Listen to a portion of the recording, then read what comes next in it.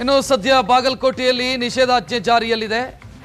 ಶಾಲೆ ಕಾಲೇಜುಗಳಿಗೂ ಕೂಡ ಸದ್ಯ ಸಮಸ್ಯೆಯಾಗಿರೋದು. ಪ್ರಮುಖವಾಗಿ ಶಾಲೆಗೆ ಬಂದಿದ್ದ ಮಕ್ಕಳನ್ನ ಅವರ ಪೋಷಕರು ವಾಪಸ್ ಕರ್ಕೊಂಡು ಹೋಗಿದ್ದಾರೆ. ಮಸೀದಿ ಸುತ್ತ ಇದ್ದಂತ ಸರ್ಕಾರಿ ಶಾಲೆಗಳು ಬಂದ್ ಆಗಿದ್ದಾವೆ.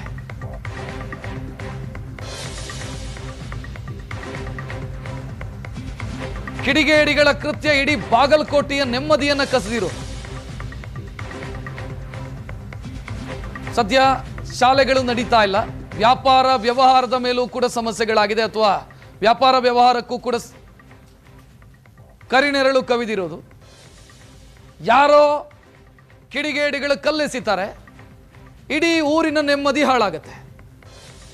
ಬೇರೆ ಬೇರೆ ಕಡೆನೂ ಇದೇ ಆಗಿರೋದು. ಈಗ ಬಾಗಲಕೋಟೆಯಲ್ಲೂ ಅದೇ ಆಗ್ತಾ ಇದೆ.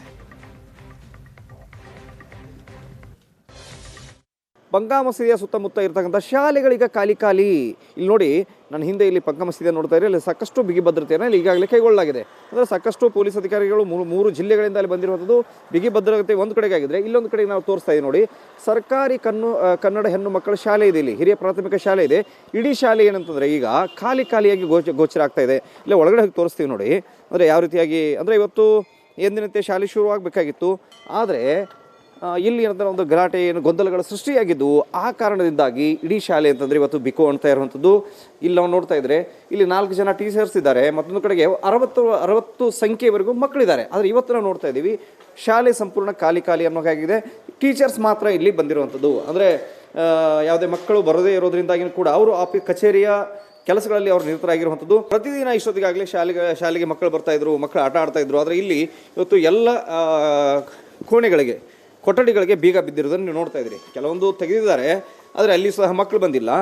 ಮತ್ತೊಂದು ಕಡೆಗೆ ಬಿಸಿ ಊಟ ರೆಡಿ ಮಾಡುವಂಥದ್ದು ಇದು ಯಾವ ಪ್ರಕ್ರಿಯೆಗಳು ಇವತ್ತು ಇಲ್ಲ. ಸಂಪೂರ್ಣ ಇವತ್ತು ಏನಂದರೆ ಶಾಲೆಯ ಕೊಠಡಿಗಳೆಲ್ಲ ಖಾಲಿಯಾಗಿದ್ದಾವೆ. ಭಾಳಷ್ಟು ಗಲಾಟೆಗಳಾಗಿದ್ದು, ಇನ್ನೊಂದು ಕಡೆಗೆ ಅಘೋಷಿತ ಬಂದ್ ಅನ್ನೋ ರೀತಿಯಲ್ಲಿ ವಾತಾವರಣ ಇರುವಂಥದ್ದು. ಅಂದರೆ ಶಾಲೆಗೆ ಮಕ್ಕಳು ಬಂದರೆ, ಹೆಚ್ಚಿನ ಸಂಖ್ಯೆಯಲ್ಲಿ ಬಂದರೆ ಗಲಾಟೆಗಳಾದರೆ ಹೇಗೆ, ಮಕ್ಕಳು ಸಿಕ್ಕಾಕೊಂಡ್ಬಿಟ್ರೆ ಹೇಗೆ, ಇವೆಲ್ಲ ವಿಚಾರಗಳಿರ್ತವೆ. ಹಾಗಾಗಿ ಪೋಷಕರು ಕೂಡ ಮಕ್ಕಳ ಶಾಲೆ ಕಳಿಸೋದಕ್ಕೆ ಸುತ್ತರಾಮ್ ಒಪ್ಪಿರೋದಿಲ್ಲ. ಹಾಗಾಗಿ ಏನಂತಂದರೆ ಇವತ್ತು ನಾವಿಲ್ಲಿ ಶಾಲೆ ಬಿಕೋ ಅಂತ ಇರೋದು ನೋಡ್ತಾ ಇದ್ದೀವಿ.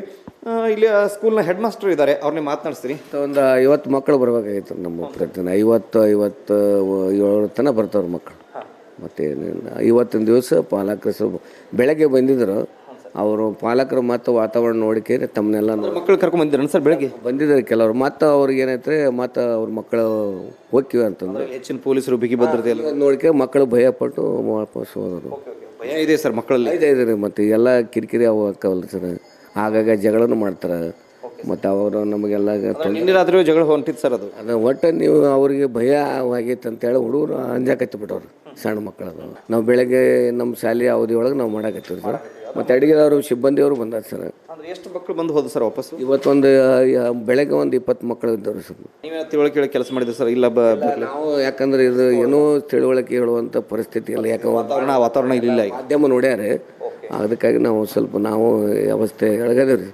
ಪೋಷಕರಲ್ಲೂ ಆತಂಕ ಇದೆ ಸರ್ ಮಕ್ಕಳು ಕಳಿಸೋದು ಸರ್. ಅವರು ನಮಗೆ ಫೋನ್ ಮಾಡಿ ಕೇಳಿದಾರೆ, ಈ ಸದ್ಯ ಈ ವಾತಾವರಣದಾಗ ಮಕ್ಕಳು ಕಳಿಸ್ಬೇಡ್ರಿ ಅಂತ ನಾವು ಅವ್ರಿಗೆ ಹೇಳಿ ಮನವರಿಕೆ ಹಾಕ. ಶಾಲಾ ಮಕ್ಕಳು ಇವತ್ತು ಕೆಲವರು ಬಂದಿದ್ದಾರೆ, ಪೋಷಕರು ಅವ್ರು ಕರ್ಕೊಂಡು ಬಂದಿದ್ರು. ಇಲ್ಲಿನ ವಾತಾವರಣ ನೋಡಿ, ಅಂದರೆ ಹೆಚ್ಚಿನ ಸಂಖ್ಯೆಯಲ್ಲಿ ಪೊಲೀಸರು ಮತ್ತು ಬಿಗಿ ಭದ್ರತೆಗಳು ಇದೆಲ್ಲ ವಾತಾವರಣ ನೋಡಿ ಭಯಗೊಂಡು ಇರ್ತಾರೆ. ಮಕ್ಕಳನ್ನು ವಾಪಸ್ ಕರ್ಕೊಂಡು ಹೋಗಿದ್ದಾರೆ ಅನ್ನೋಂಥದ್ದು. 50ಕ್ಕೂ ಅಧಿಕ ಮಕ್ಕಳು ಬರಬೇಕಾಗಿತ್ತು, ಆದರೆ ಅಘೋಷಿತ ಬಂದ್ ರೀತಿಯ ವಾತಾವರಣ. ಮತ್ತೊಂದು ಕಡೆಗೆ ಶಾಲೆ ಇವತ್ತು ಬಿಕೋ ಅಂತ ಇರುವಂಥದ್ದು. ಬಾಗಲಕೋಟೆಯಿಂದ ಕ್ಯಾಮರಾಪು ಜೊತೆಗೆ ಷಡಕ್ಷರಿ, ಏಷ್ಯಾನೆಟ್ ಸ್ವರ್ಣ ನ್ಯೂಸ್.